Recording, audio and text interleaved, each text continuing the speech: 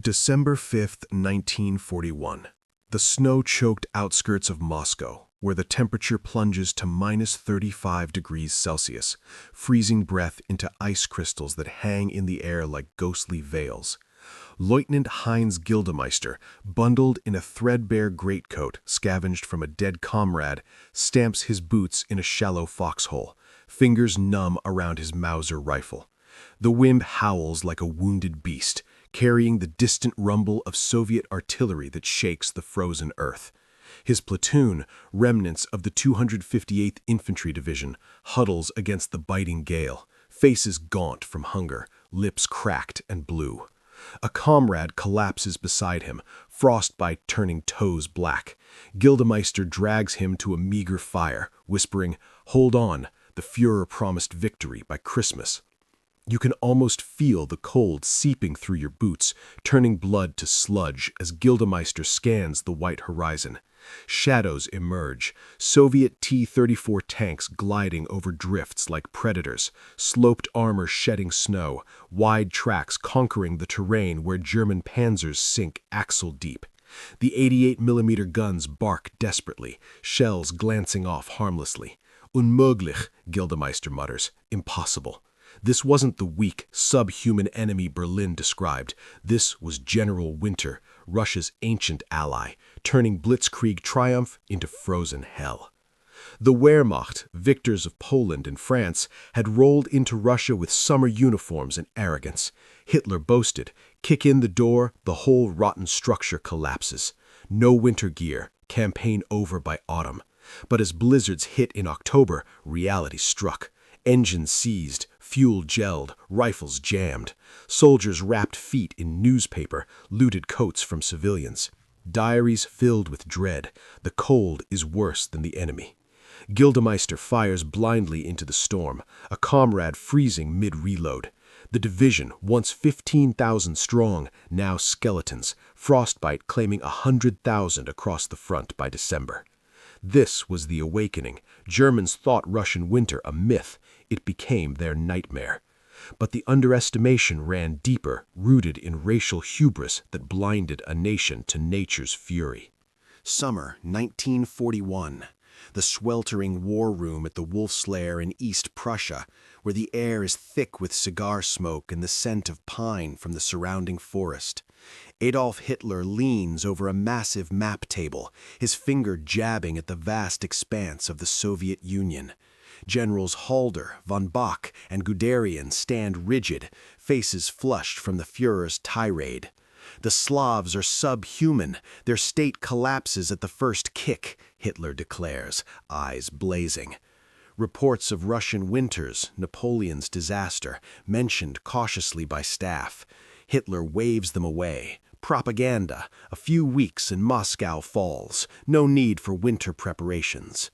You can almost feel the stifling heat mirroring the overconfidence, hear the scrape of chairs as generals shift uncomfortably. Guderian warns privately in diaries, the Führer underestimates the Russian winter and space. But racial ideology prevails, Slavs weak, Bolsheviks crumbling. Quartermaster General Wagner requests winter gear, denied. Victory before frost, Hitler insists. Trucks, tanks designed for European roads, not Siberian mud or cold. Troops receive leaflets, short campaign, home by Christmas. Soldiers pack summer tunics, light boots. Intelligence dismisses Soviet resilience. Mongrel race cannot endure. As Barbarossa launches June 22nd, triumphs confirm arrogance. Millions captured, vast territory seized. But October rains turn roads to quagmires, Rasputitsa, the season of mud. Panzers bog, horses sink. First frosts November, engines seize, oil thickens. Hitler forbids retreat, fanatical resistance. Soldiers scavenge, wrap feet in rags, burn furniture for warmth. Frostbite epidemics, 100,000 cases by December. Gildemeister's letters home. We were told of quick victory. Now the cold devours us. The dismissal proves fatal. History warned Hitler. Hitler ignored. But the winter's true fury unleashes in December, when Soviets counterattack with forces Germans never imagined. December 6, 1941. The blizzard swept front lines near Tula, south of Moscow, where visibility drops to mere meters and the wind screams like artillery shells. Gefreiter Wilhelm Prüller, a machine gunner in the 3rd Panzer Division, huddles in a snow hole, his MG-34 frozen solid, fingers blackening from frostbite as he desperately rubs oil into the mechanism. The ground trembles, not from German guns, but Soviet Katyushas howling overhead, rockets exploding in white plumes that bury positions in snow and shrapnel. You can almost feel the ice crystals stinging your face like needles, hear the panicked shouts as T-34s emerge from the storm, engines unfazed by the cold, tracks gripping where German vehicles slide helplessly. Prüller's unit fires blindly, 88mm crews thaw shells with body heat, panzers abandoned as fuel gels. A T-34 crushes a field kitchen, infantry scattering like rats. Zhukov's counteroffensive, Siberian divisions, winter whites, felt boots, fur hats, strikes with fury. Germans in summer tunics shiver uncontrollably, weapons jamming. Prüller watches comrades freeze standing, sentinels turned statues. The cold is the real enemy, he scribbles in a diary, later found frozen in his pocket.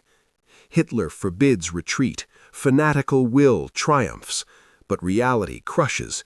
Army Group Center reels, 200 miles from Moscow, now pushed back 100 in weeks. Frostbite casualties exceed wounds, 130,000 by January. Soldiers loot dead Soviets for padded jackets, boots, ironic reversal. Gildemeister's platoon disintegrates, men collapsing, officers shooting defeatists.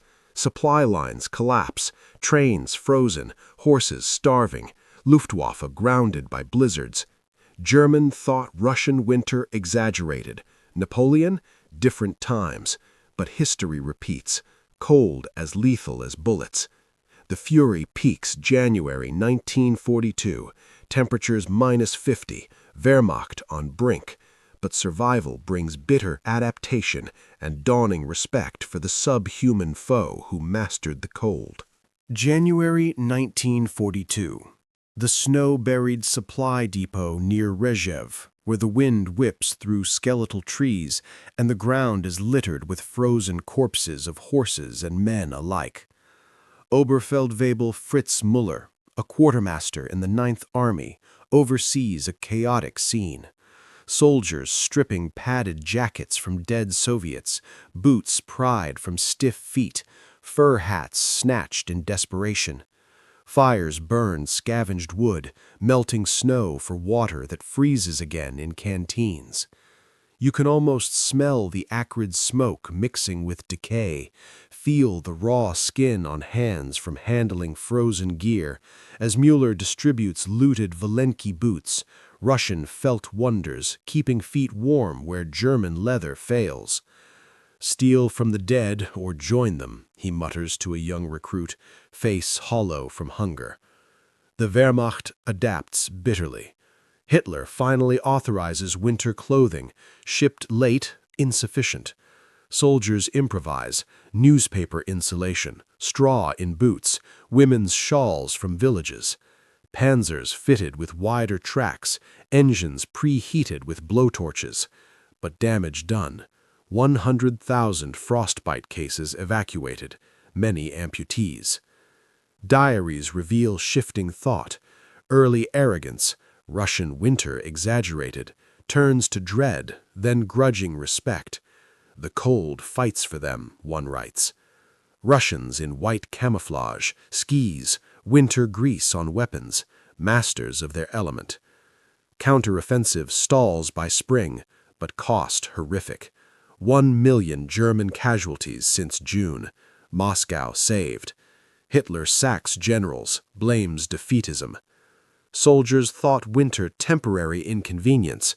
It became equalizer, exposing logistical frailty, racial myths.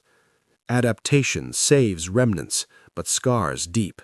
As 1942 dawns, Stalingrad looms, where winter strikes again, harder. November 1942. The shattered ruins of Stalingrad, where the Volga River freezes at the edges and the wind knifes through bombed-out factories like a bayonet. Unteroffizier Helmut Ritter, a grenadier in the 295th Infantry Division, crouches in a cellar amid the rubble of the Barikadi factory, sharing a flickering candle with comrades whose faces are blackened by soot and despair. Outside, temperatures drop to -30, snow drifting through shell holes, the constant crack of sniper fire echoing in the frozen air. You can almost feel the damp cold seeping into your bones, hear the chattering teeth as Ritter wraps his feet in newspaper scavenged from propaganda leaflets. The Sixth Army, encircled since November, fights block by block, rats in a trap.